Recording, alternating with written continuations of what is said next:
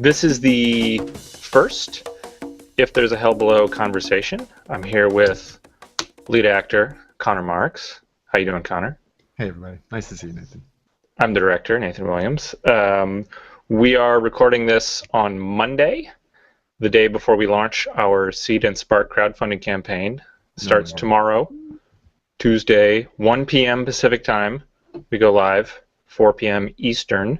Seed and Spark is not a crowd-sourcing vehicle that I've heard about much. What is cool about Seed and Spark? It's cool in a lot of ways. One thing I like is that it's film only. Nobody's making fuzzy iPod covers or foreign energy converters or something, and that stuff's all neat too. But it's entirely for funding film projects. So I think it attracts people who are interested in independent film projects to check it out, and you're not focused on future merchandising as much as creative projects. It's also small enough that it's curated. They're very selective about the projects they take on, and it's small enough that they can be hands-on and really help you hone your crowdfunding strategy in a way that some of the other platforms don't need to, not because they're bad people, but just because they do such a crazy amount of volume.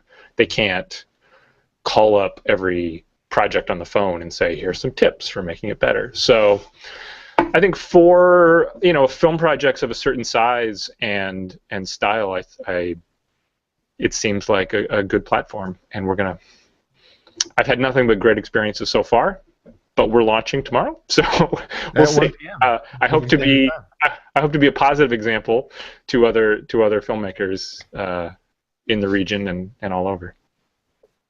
So check that out if you are not already following us on Facebook, Twitter, our YouTube channel, our website, and as of tomorrow, our Seed and Spark page, where you can be a follower without making a contribution. We'd love you to make a contribution, but if you simply, for now, want to follow the project, learn more as we update, just become a follower. Doesn't cost you anything except for a click of the mouse. So what we're trying to do in these conversations is give people kind of an inside look into what the process is like for an independent film. I think we take for granted, as you and I have worked on quite a number of projects, that we think the process is sort of routine and it's sort of self-evident. But I talk to a lot of folks who are not filmmakers, who are not involved in filmmaking, and they find what to you and I might seem normal just really interesting. So kind of small glimpses at our process as we put If There's a Hell Below together. For instance, I can tell you we've cast our other two major roles in the film, Mooney and Schaefer. Can you tell me who? I don't know who they are. I will wait to make that announcement in a different forum, different time. I think both actors. I will remain excited until that forum. Yeah. They're excellent actors. I'm very excited to have them on board. Awesome. With them coming on board, there's four major characters in the film. Your character, Abe, Carol Roscoe's character, Deborah, and then these two mysterious fellows, Mooney and Schaefer. Who are two very difficult roles to cast. They're very difficult roles to cast, and not that your role was a less complex, challenging role, but you came to mind quicker, I guess. You've also been in my last three movies. So Sure. We're in something of a groove or a rut. I don't know which one it is. We'll find out after we make this one. Yeah, I like to think of it as a solid groove. Sure, and I like to think of myself as your Jason Schwartzman. Sure. Though he wasn't in Royal Tenenbaums, I don't think. Well, I mean, you can't be in every one. Is there anything else from an actor's point of view of kind of like what this phase of development, pre-production is all about? I think that there's always that. Whereas with different sort of like television studio projects, actors are very much cut out of it and can be sort of an obstruction or an annoyance, and are corralled and kept apart, kept away from pre-production. I think that stuff like this, my role is not just to get my own shit together and figure out what I'm doing as far as the creative work with this character and with telling the story, but also to try and do whatever I can to sail this boat with you. Yeah, it's we're going across the Atlantic in a storm. Sure. So if anyone can grab a rope or yeah, I've got plenty of those yellow hats with the up brim. Yeah, You know what I'm saying? make some grog, pour some grog out. What is huh? grog? I think grog was booze. It was like some kind of rum or kind of old-fashioned booze. So, you and I have worked together a number of times. So from an indie perspective, what are you looking for in an indie project to make you say, I'm interested in doing this? I really want to do that movie. Yeah. Yeah, well, I think that I think it's easy for me to feel down about the choice to be an actor, the choice to commit my life to filmmaking, because one could say that it's not the most philanthropic or community-based. It doesn't contribute to the betterment of other people's lives. I disagree with that, but I disagree as well. I'm setting up premise A. Oh yeah, I see. Howard. You're setting up the straw man that you're just going to pummel. Yeah, one of those bouncy things that I. Yeah. And the times in which I feel really strongly about what I'm doing, when I can really get behind this choice to make movies and tell stories, is when I watch a particular film or I see a particular work of art that resonates with me and that tells a story that, even if it's not my own story, it enriches and enhances the quality of my life. And I feel like it's a lot about loneliness and confusion. That even if that as a person trying to navigate my life, I have so many questions. And if I watch a great movie, even if it doesn't answer those questions, it you and I made a short the first time we worked together, which has not made either of us rich and famous, but not a month goes by when someone I don't know reaches out. Either I meet them or they email and say, I just saw the dinner table, and it profoundly moved me. And that's, I can't. Is that true? Yeah, that's that breaks my. I love that so much. Yeah, maybe I should be better about sharing it with the cast. Yeah, we gotta. Sorry, we gotta figure out how to show people. I'm not hoarding these treasured moments. And we can't rest on the laurels of that one accomplishment forever. But that's the kind of thing that makes you want to get up at 5 a.m. and do it again. Is knowing that the medium can do that. To change gears a little bit, I was always curious. Every actor has a different process. Some have kind of schools and training and similar ways of approaching things. But I'm always interested in how actors work, because I think a director ultimately needs to adjust how they direct to the actors they have, not say here's how you act. Sure. According to the Nathan Williams method or the Fritz Lang method. I had a director, Christopher Grabowski, who used to talk about how really being a good director just means figuring out how to talk to each person on your team. Right. How to bring out what I'm trying to get out of you from you, sure. And it's different. I think it's the same case in managing people generally, that you can't take a one-size-fits-all approach, but with acting particularly, because your tool is you. It's not, I need you to move this camera 5 feet to the right, and it's I need you to move your soul 5 feet to the right. It's a little more mysterious and delicate. Sure. So I'm curious, do you ever, when you watch a movie, do you ever think about the craft of the actor and sort of break down what they're doing, or are you more like me or a casual moviegoer where you just that was a great performance. Wow. And then Yeah. Yeah, I know what you're asking. I'm very much in that second category of, as much as I am enmeshed in sort of the technique and the craft of acting, and as much as my daily life and my working life is spent um, in that sort of technical world, I'll Mhm. still watch a movie and just be I get totally wrapped into it. Like I don't see the sound guy outside of the frame. I don't see the Yeah, lights, all of that yeah. stuff. I get totally. I'm a very. I think I don't know if gullible is the right word. Uh, No, I think it's a good I'm easily trait. duped. I think it's sad if you can't do that. I mean, if you can't just watch a movie anymore and lose yourself in it, if Mhm. it's good, because I don't know, I don't want to be deprived of that. I'm a movie maker, but being a movie viewer is a very big part of my life, and Sure.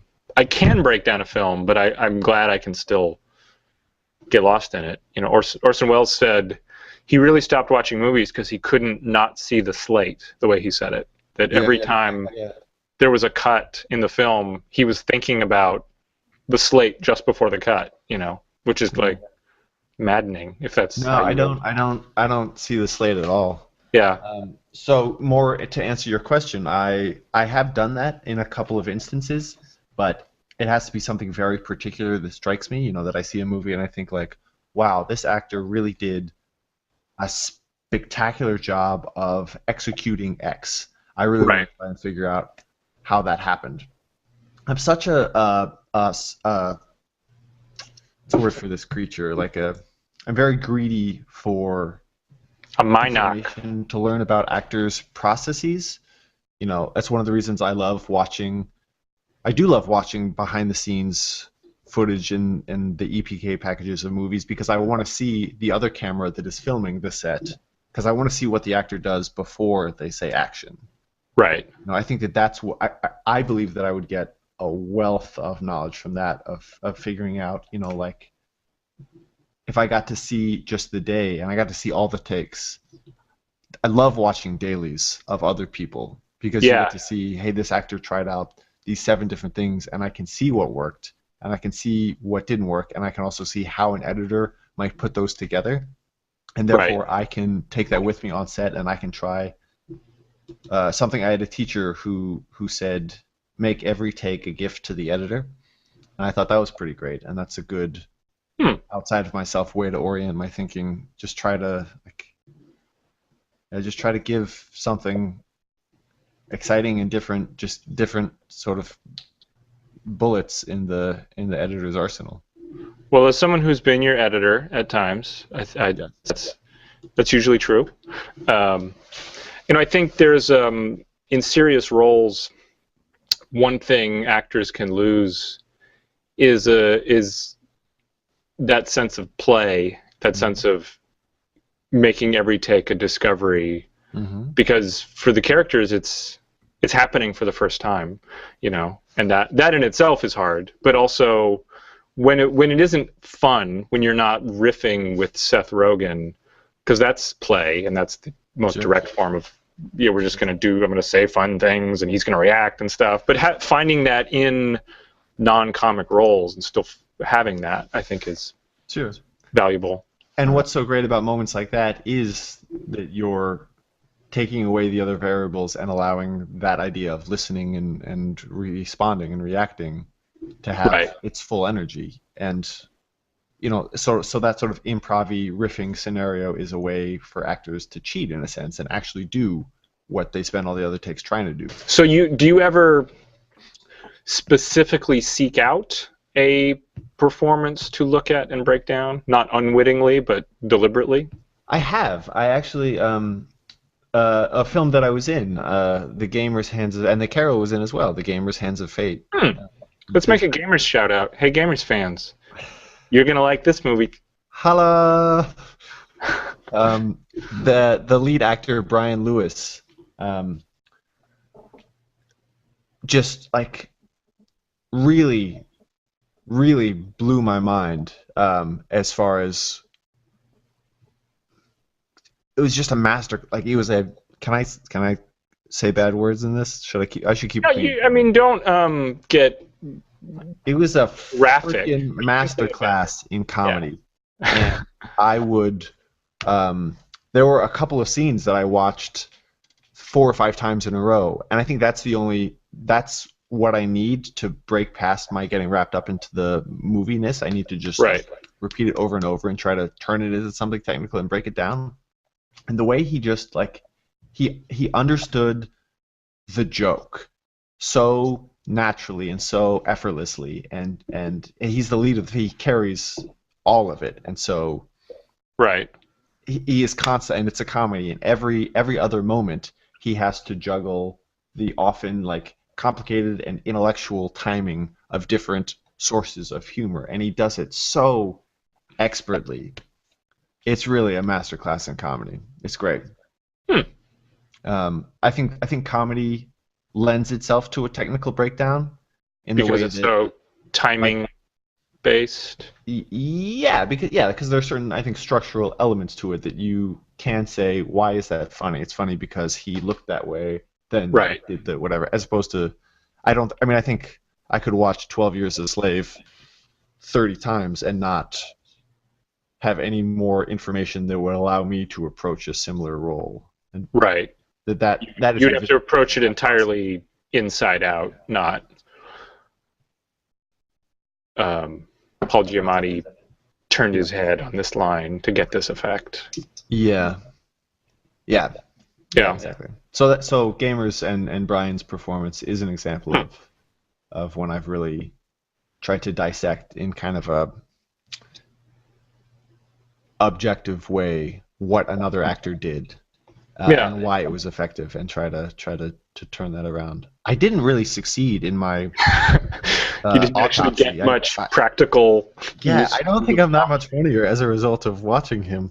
Yeah, I have similar experiences. It's hard to break down a movie directorially just to watch the movie. One technique that's I did not come up with is to watch the movie without sound, and you Mm-hmm. can be much more analytical about it. Mm-hmm. Or watch it without picture, and just if you're thinking about sound exclusively. Hmm. Um, Is that something you do? yeah, I frequently watch movies without sound. Probably when I'm preparing to make a movie, I watch more movies without sound than I do watching movies. What are the things that you discover? Well, I mean, you can think about. I mean, most styles of filmmaking. There are styles of filmmaking where you want to call attention to cuts. I mean, like Mm-hmm. Godard. But generally, the kind of narrative, immersive storytelling style is you're not thinking about the cuts and the shots. There may be like a spectacular shot that really calls attention to itself, but generally, you're in the world and the shots are helping tell the story. Mm-hmm. And if it's working, you shouldn't be thinking about it, or it should be hard to think about it. Whereas when the sound is off, you're taken out of the immersion to a large degree, and unless you know the movie really well, you don't know what the lines are, so you're sort of it forces you in a detached position, and then you can look at how the director and the cinematographer and editor are using the images to tell the story and to convey emotion and to obscure things or show things, and you know different ways of approaching similar goals. Yeah. And different directors and different cinematographers and different editors have very different approaches. You can look at similar, just a dialogue scene between two people, and Martin Scorsese is going to shoot it very differently from Steven Spielberg. Sure. And there's not a right way, but it's good to know what can be done, and maybe something. I'm never going to watch. Recently I watched Duel, the early Spielberg movie, where it's mostly in a car and it's someone being followed, which a significant chunk of this movie is. And Sure. at no point am I like, oh, I'm going to do this, this, and this, these 4 shots in a row because I'm going to steal it. It's going to be great. But it made me consider approaches that I hadn't considered before, or kind of effects you can get. Mm-hmm. They say about filmmaking as well as teach. I don't know who they is, but I used to teach kids, and I would have people tell me, when you're going in for class, plan everything, plan Uh-huh. absolutely every little detail, and then expect nothing to go according to that plan, Right. and be able to engage with that moment presently as it's happening, Yeah. and use an entirely different part of your brain and skill set in order to produce the movie you want to make. Yeah. I subscribe to that generally. I mean, on a really low budget level, you have to overplan, because at the end of the day, if we're trying some magic and the magic's not happening, we have to at least get the okay version of whatever we're trying to do, because we don't have the money to come back tomorrow to this location. We got to go, and that there is a fluidity that you can't do, which can be frustrating, but that's the art we've chosen. I think a very similar reality is present for acting, where you certainly hope for moments in which you are exceptionally moved and you have a soulfully transcendent experience, but ultimately I would not recommend you rely on that. Right. That's why one builds craft that is based Right. on technique, so that Yeah. is at the foundation of the work that you're doing. And Right. That if your soul moves, it can move through that river that you've dug out with craft and technique. Yeah. Yeah. Well, we're on a similar creative wavelength, which is probably why we've made this will be the fourth movie. This will be our fourth movie. First feature, our first though. Long one, though, which I'm very excited about. Yeah, not too long, just the right length. Just long enough. So thanks for doing this. For those of you who've listened to this whole thing, thanks for checking it out. We hope it's interesting to meet the creative people involved with this film and hear about what we think about. And if going forward, if you have questions, topics you'd like discussed, people that you'd like to be featured in these conversations. Right now, it's only been Conner, so there will be more.